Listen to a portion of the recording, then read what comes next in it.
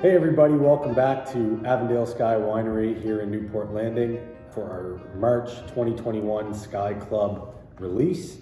I am Karl Coutinho, the President and Operations Manager here at the winery. And of course, I'm joined by our esteemed winemaker, Ben Swetnam, as we go through the March release for your Sky Club. Welcome. So we got 4 great wines for you once again here. And we're gonna go through them one by one, but I'll just give you a real quick synopsis here. We've got the 2017 Back Noir Reserve. Next up, I'll pour the 2017 Benediction Sparkling Wine and the 2019 Tenny Cape. And last but not least, the 2019 Sweet Rosé. So we'll start right off with a little bit of Back Noir Reserve. Awesome. Let's get the cork out of it. So Ben, I was going to ask you this question on behalf of sort of myself, the Sky Club members as well. In a release last year, they would have received the 2018 Back Noir, and this is a 2017 Back Noir Reserve. So aside from the vintages, can you give us a little bit of an explanation between what makes it a reserve versus just the regular Back Noir? Yeah, so in this case, the Back Noir Reserve, and in the case of most of the red, well, I would say all of the red reserves, is that they spend a certain amount of time in barrel. The Back Noir 2018 spent no time whatsoever in barrel, was purely stainless, and just meant to be more of a lighter, fresh, drink early sort of red, whereas the extra barrel time, you develop some more complexity in the wine.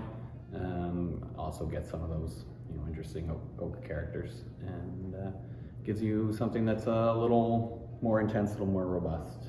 Excellent. Yeah. That's for you? Sure, okay, thank you. Don't mind if I do.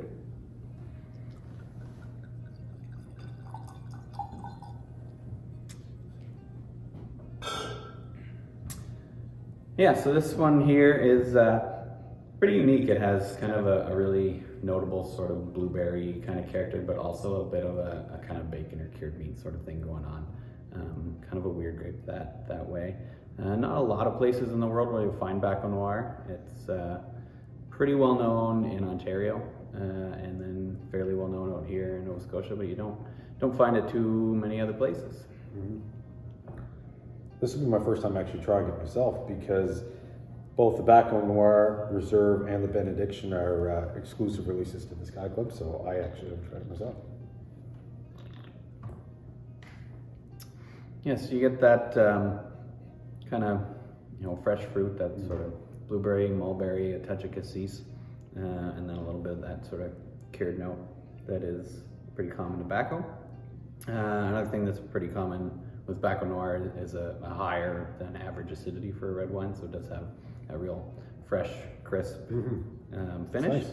It makes it a great food pairing wine because it's got that acidity, and like all of our wines, a little bit lower alcohol, a little bit higher acidity, makes them a lot more food friendly than your average wine that you might pick up at a shop.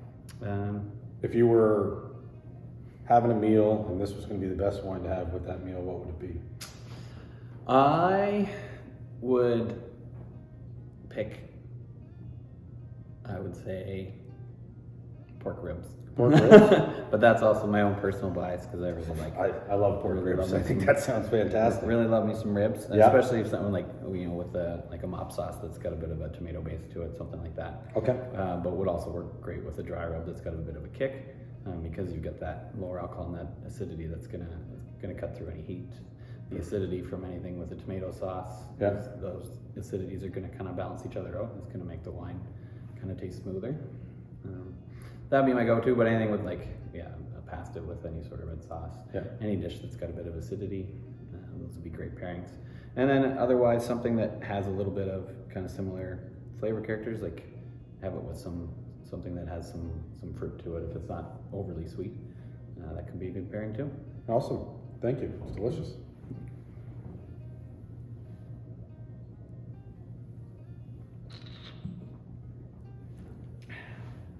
Next up, we will move along to our 2017 Benediction with its fresh new label. I think it turned out really nicely. I agree. I think it's great. The 2017 sparkling wines, as I've been kind of checking on them, this is the first one to come out commercially, but they're showing really well. It was kind of a nice ripe vintage, which normally isn't necessarily the best thing for sparkling, but we always have those cooler evenings here that give you nice fresh acidity. And, Beauty. this is one that turned out really great. And so Ben, when talking about sparkling wines and specifically like Benediction, thank you, traditional method sparkling wine, we get this question a lot through social media and as well through customers. What's the difference between a sparkling wine or traditional method sparkling wine and let's say a frizzante like our Nirvana? Yeah, so the big difference is the process. And that is the traditional method is also known as the méthode champenoise, champagne method. And they kind of created and perfected it, but it's found all over the world now. And that's where you take a wine that you ferment dry and then you bottle it with a little bit of yeast and a little bit of sugar and then seal it up and it ferments inside the bottle. And so all of that carbonation is created from a second ferment in bottle. And then you have to age it for a minimum amount of time, and that varies around the world. It's 9 months currently here in Nova Scotia, although this particular one was aged for a little over 2 years. And the longer you age that, after that second ferment, it's in contact with the yeast, those leaves that did that second ferment, and that creates a certain character in the wine, and with more time it evolves from something that when it's fresher can be like a little bit sort of doughy, like fresh baked bread kind of character, and then it moves to a more toasty and richer kind of evolved character as it ages on the lees. And it's different for every wine, but it can start to get really interesting anywhere from 9 months to 9 years, depending on the nature of the wine. That's great. I know you and I have had the conversation, but just for the benefit of our Sky Club members, could you give a little sneak peek of maybe some of the sparkling wine or the traditional method sparkling wine they might see later this year or into 2022? Yeah, so I've recently loaded the Riddling racks with 2 new sparkling traditional method wines. And that is the 2015 Lacadie Blanc, with just a touch of Frontenac Blanc in there, and the 2013 Pinot Noir Blanc de Noir. So that will be the follow-up vintage from our 2011, which we're just about out of now. Yeah, excellent. Okay, this is great. And I just realized I talked about a traditional method, but I didn't talk about what a frizzante method is. Perfect. Yeah, no, that's great. And, I got caught up in the traditional method myself, so no, that's great. Yeah, so the frizzante style is when you force carbonate a wine. So you take a wine that's clean finished and you force carbonate it, typically in like a large tank that's pressure rated. Okay. So similar to how many commercial beers are carbonated, as well as things like soda pop, right, sparkling water, that kind right. of thing. Yeah. And so from a flavor perspective with the frizzante, you're not necessarily going to get maybe those bready notes and stuff that you would get. Yeah, so it's something that you can do a lot more quickly. Yeah. And you get bubbles. They're not always quite the same. The bubbles that you get from a traditional method are generally a lot finer, a lot more integrated. You get sort of that like creamy sort of texture almost to the fizz, whereas a carbonated wine tends to be like kind of bigger bubbles that sort of pop more quickly. Yeah. And the actual amount of dissolved CO2 is different. So a frizzante, you can't achieve the same level of sparkling that a traditional method does. They're sparkled to usually around 6 bars of pressure, which is 90 psi. Okay. So almost 3 times your car tire. It's a significant amount of pressure. The frizzante style typically is less than half that. Okay. The amount of dissolve CO2 in there. Excellent. And so this is, again, our sparkling Benediction. So that is made with 100% Geisenheim, grown here on the Avon Peninsula. It's kind of become our signature grape over the years. And when I first conceived of this wine, it was sort of modeled after a German Sekt, which is a slightly lighter style of sparkling found in Germany and Austria, and based on the Riesling grape there, and Geisenheim is quite Riesling-like, so we decided to give it a shot, and I think it turned out really nice. Yeah, absolutely, it's delicious.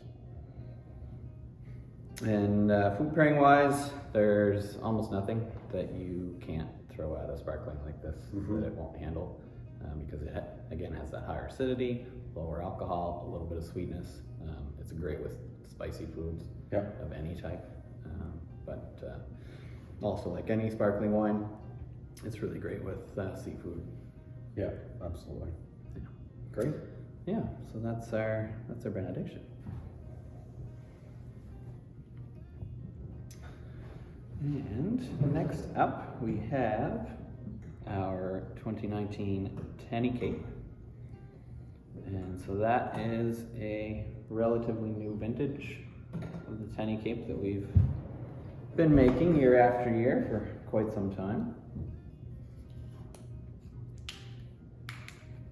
And while you pour that, Ben, can I know 2019 was the year, late in the year, was when my family and I, we bought Avondale Sky, but so can you tell us a little bit about that vintage and what that year was? I know 2018 was the frost year. We all know about the frost year, but can you tell us a little bit about the 2019 vintage in general? Maybe even specific to Tenny Cape, but. Yeah, so the 2019 year was, it was another not ideal year because the vines did suffer somewhat from that frost year of 2018.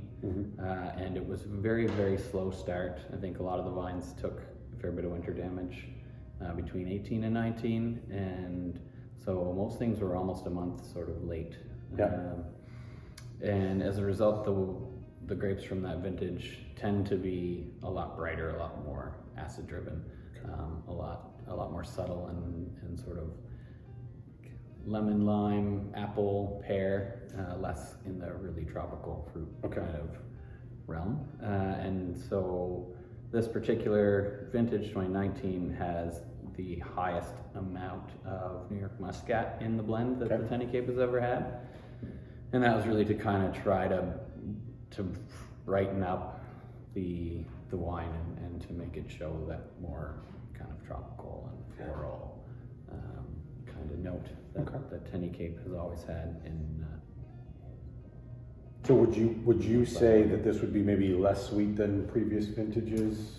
It will come across as maybe a touch drier, although in reality, as far as residual sugar, it's about the same. But because of that slightly higher acidity from the 2019 vintage, you'll find it may come across a drier on the palate than some years. I always find it a really easy drinking wine.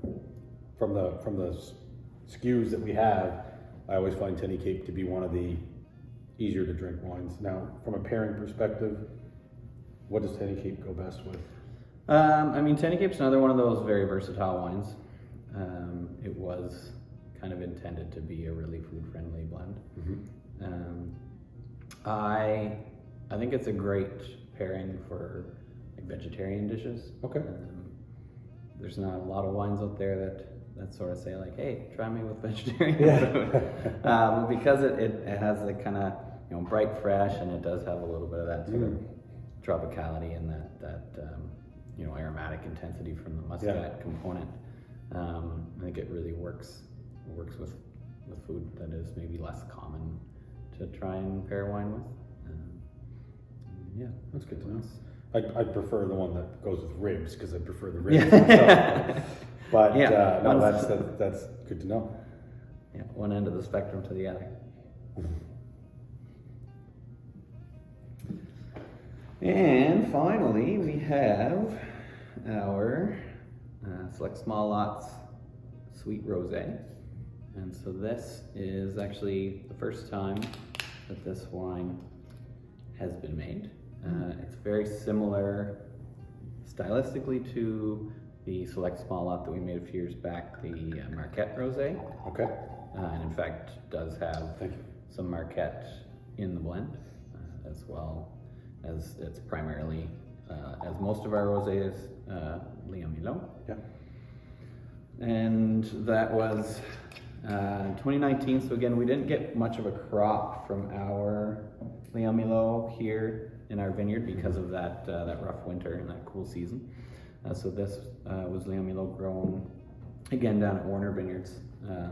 That was less affected by that frost year. And the Marquette came from Cape Post Vineyard down on the South Shore in Mahone Bay. And so made very much in the same style as like the Bliss, where it is partially fermented and then stalled out with a good amount of residual sweetness, just to keep some balance and just to make it really easy drinking.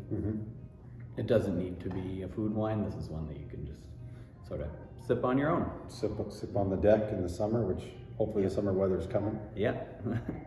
Well, it feels pretty good out there today. I'm looking forward to that extra hour of sunlight. Yes, I think we all are. Can you, with this being, a select small lot, can you tell the Sky Club members, just for those who might not know, sort of what the select small lot program is and what it looks like, and sort of what the difference is between something like that's a small lot versus a Gin Cape, as an example? Right. Yeah. So the small lot program is really my place to experiment with different styles and with different grapes. The small lots will not necessarily be made every year. Sometimes small lots created just because we get a certain grape from a certain grower at a certain time, and it's like, oh, this would be cool to try this with. Yep. And so a lot of the time, those small lots just sort of happen. Yeah. and may never happen again. And sometimes they get made more or less every year, like with our Drops of Amber is almost every year that I'm making that wine now, and in typically the same style. But for the most part, it's just a place to try new things with new grapes. Yeah. Well, it's got to keep it fun for you too, to try something different. And I know we definitely appreciate you experimenting and coming up with such a variety of different wines and flavor palettes for everybody. So I know we get a lot of questions of, when's this one coming back? When's that one coming back? Are you making this again? I love this one from 2015. So, but it's just, I think it's good to know, like, the small lot program is something that we're continually trying to grow, and work with what we can get you and grow you, and you keep doing a great job. So thank you. Yeah, so the small lot program was really created just to irritate the people who really like the wine that I never make. Can't be any worse than the estate where we made like just enough bottles to give to the Sky Club, and then anyone else who's asked for it is like, no, we don't have any more of that. But I'm glad you liked it. Yeah. But yeah, this is it's nice. It really shows that red fresh fruit. Yeah. It shows the 2019 vintage and that cool kind of almost a maraschino cherry sort of thing, a bit of raspberry, but then like nicely balanced with that residual. It definitely has that springy summer feel to it, for me anyway. But it's awesome. Yeah. So that's the lineup this time around, and I hope everybody enjoys everything. Well, listen, thanks, Ben, as always, for making the wine and obviously speaking about it, and thanks to all of you for again your support through our Sky Club, and we look forward to hopefully seeing everybody in person in June. And till then, stay safe, take care, and cheers. Cheers.